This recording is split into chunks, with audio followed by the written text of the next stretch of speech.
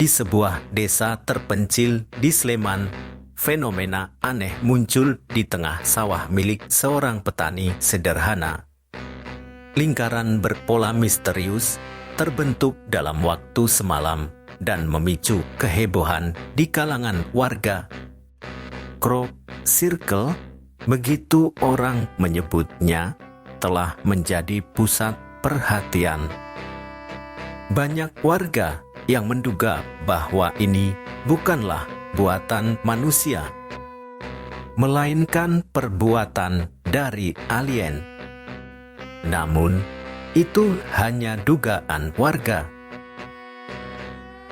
Seorang petani, wartawan, dan ilmuwan yang akan membantu kita menemukan siapakah dalang sebenarnya di balik lingkaran misterius ini.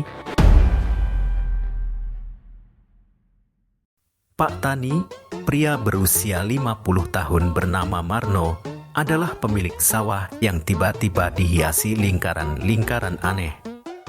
Pagi itu, ia berdiri di tepi sawahnya, kebingungan. Ini siapa yang bikin? Oh alah, sawahku rusak, padahal besok mau panen. Marno merasa rugi. Sawahnya yang selama ini menjadi sumber penghidupannya, kini rusak. Ia tak tahu harus berbuat apa. Warga desa mulai berdatangan, berbisik-bisik tentang kemungkinan campur tangan makhluk asing alias alien.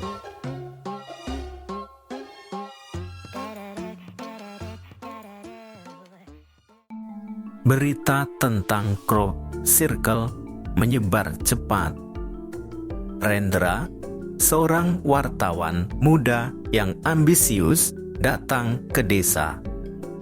Ia melihat ini sebagai kesempatan emas untuk membuat berita sensasional. Tak lama, Dr. Arif, seorang ilmuwan peneliti UFO yang terkenal, juga tiba. Keduanya seolah membawa harapan untuk mengungkap misteri ini. Dr. Arif, ini bisa jadi bukti keberadaan alien di Indonesia. Berita ini akan mengguncang dunia. Dan jika Anda bisa mengungkap ini, nama Anda akan dikenal layaknya peraih Nobel. Ucap Rendra kepada Dr. Arif yang berdiri di sampingnya sambil mengamati Crop Circle. Saya akan meneliti ini secara ilmiah. Crop Circle ini kemungkinan besar merupakan bentuk pesan dari makhluk luar angkasa kepada kita. Keduanya sepakat untuk bekerja sama. Rendra membuat berita heboh, sementara Dr. Arif akan memberi analisa dalam tanda kutip ilmiah yang seolah mengonfirmasi teori alien. Singkat cerita, berita itu viral. Dr. Arif mendapat banyak undangan dari stasiun televisi untuk menyampaikan teorinya. Sementara itu, penganut teori konspirasi elit global yang banyak di Indonesia menikmati dan menyetujui pemaparan dari Dr. Arif. Hal ini menjadikan pemberitaan yang tiada henti di stasiun televisi. Begitu juga dengan Rendra, ia memperoleh uang yang sangat banyak dari pengunjung website teori konspirasi miliknya. Sementara Rendra dan Dr. Arif menikmati popularitas, Marno tak bisa tidur. Ia merasa ada yang tidak beres. Sawahnya rusak dan ia gagal panen, tapi tak ada satupun yang peduli. Semua orang hanya peduli pada teori saja. Tidak ada rasa kasihan untuk Marno sedikit pun. Merasa jengah dan marah, ia memutuskan untuk menyelidiki sendiri. Aku yakin ini bukan alien. Ini pasti ulah manusia. Hari demi hari berlalu. Marno mulai menemukan bukti yang mengejutkan. Ia melihat foto dan rekaman video yang diambil tetangganya secara sembunyi. Di foto dan video itu menunjukkan beberapa orang sedang membuat pola lingkaran di sawahnya. Salah satu orang itu seperti tidak asing. Orang itu seperti tetangga Rendra yang juga teman Marno sewaktu sekolah SD dulu. Setelah diamati kembali secara seksama, Marno semakin yakin bahwa orang itu memanglah betul tetangga Rendra. Jadi ini cuma akal-akalan wartawan itu. Dia sengaja merusak sawahku untuk berita. Bajingan. Marno yang seorang petani biasa tahu bahwa di negeri ini no viral, no justice. Oleh sebab itu Marno bekerja sama dengan pengacara kondang untuk membantunya mengangkat bukti-bukti yang ia temukan.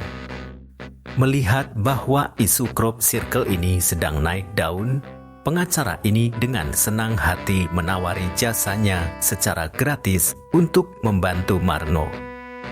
Setelah berdiskusi, Marno melalui pengacaranya mengultimatum Rendra dan Dr. Arif untuk mengakui perbuatan yang telah mereka lakukan. Jika tidak, maka Marno akan membawa kasus ini ke ranah hukum beserta bukti yang ia miliki. Pada awalnya, Rendra dan Dr. Arif menyangkal. Namun, setelah bukti-bukti yang dikumpulkan Marno ditampilkan ke publik, Rendra akhirnya mengakui bahwa ia menyewa orang untuk membuat crop circle demi berita sensasional untuk website miliknya. Dr. Arif, yang seharusnya objektif, ternyata juga memanfaatkan momentum ini untuk meningkatkan popularitasnya. Aku hanya ingin membuat berita yang menarik. Aku tidak menyangka ini akan merugikanmu. Tapi tenang, semua kerugian akan saya ganti. Saya juga akan bertanggung jawab atas kerugian Anda, Pak Marno. Saya juga memohon maaf secara tulus. Saya terlalu terlena oleh popularitas. Saya lupa pada tanggung jawab sebagai ilmuwan. Kebenaran akhirnya terungkap. Meski tidak dilanjut secara hukum, Rendra dan Dr. Arif kehilangan kredibilitas. Marno, meski sawahnya rusak, mendapat ganti rugi. Selain itu, ia juga memperoleh dukungan dari warga dan pemerintah setempat. Marno bahkan diundang ke televisi untuk menceritakan kisahnya dalam menegakkan keadilan. Saya hanya petani kecil, tapi saya percaya kebenaran harus diungkap meski oleh orang seperti saya. Ucap Marno ketika di stasiun televisi. Fenomena crop circle di sawah Marno mungkin bukan buatan alien, tapi kisah ini mengajarkan kita tentang pentingnya kejujuran, kerja keras, dan keberanian untuk mencari kebenaran.